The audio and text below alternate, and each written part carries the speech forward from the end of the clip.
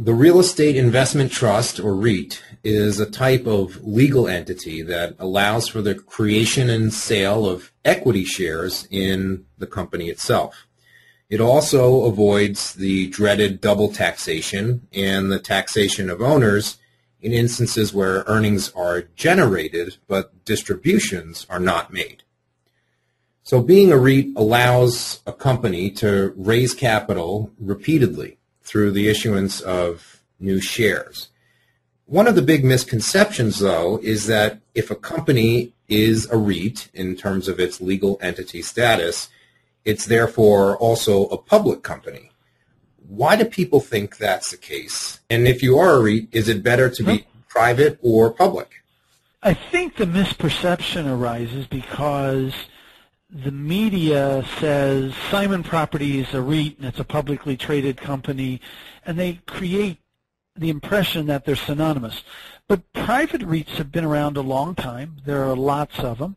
And there are several real estate companies that are public that are not REITs. For example, Forest City is a very good real estate company that's not a REIT because they've decided that they don't want to live within the strictures that get put on you as an operating matter as a REIT. So you can be a private company that is a REIT. You can be a public company that's a REIT. You can be a private company that's not a REIT, or you can be a public company that's not a REIT. It's a tax election, not a corporate organization. Why is it that most public companies in the real estate space are REITs? And the reason is that they're primarily low-leveraged, income-generating entities. And as such, they've got, because of low leverage and because of high cash flows, they have a lot of taxable income exposure. And as a result of having the taxable income exposure, not having double taxation becomes very valuable. If, on the other hand, you're a private company and your investors are willing to be highly leveraged and to take that risk, you can see your taxable income starts disappearing because of the high leverage, and in so doing, the incentive to be a REIT goes down. Similarly, if you're doing a lot of negative cash flow stuff, like developing, as we've talked about, is a negative cash flow business in the beginning. Well, if I'm a developer, I'm not generating positive cash flows for some time.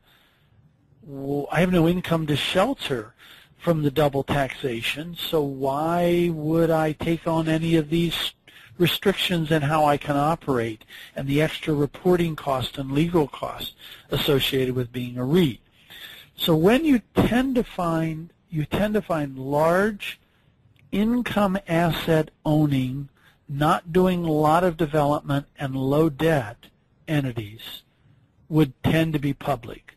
Smaller companies, development-oriented companies, higher risk companies will tend to not be public or REITs. A small company is not public. I mean, I have a company that's worth maybe $200 million. Why am I not public? Well, come on, what's the liquidity going to be in a $200 million company? So I could go through all the brain damage, and I have to do Sarbanes-Oxley, and I have to have a board of directors, and we have to meet 4 times a year, and I have to hire one of the big 4 accounting firms and run up $2 million of extra overhead. It just doesn't support it. If I'm a $5 billion company, a $3 billion company, it could be worth it because I get my money a little cheaper. So it's a trade-off. The biggest problem that keeps entities from being REIT qualified is the so-called 5 and 50 rule. And the REIT law says that you cannot take the tax election to be a REIT if any 5 shareholders, owners, own in combination more than 50% of the company, 50% of the company. Well, that eliminates a lot of the real estate entrepreneur stuff because As an entrepreneur, you went out and you put up 10% of the money. You got 2 other investors or 3 other investors to put up the rest of the money, and the 3, 4, 5 of you own 100% of it. Well, automatically you cannot qualify as a REIT. No 5 owners in combination can own more than 50%.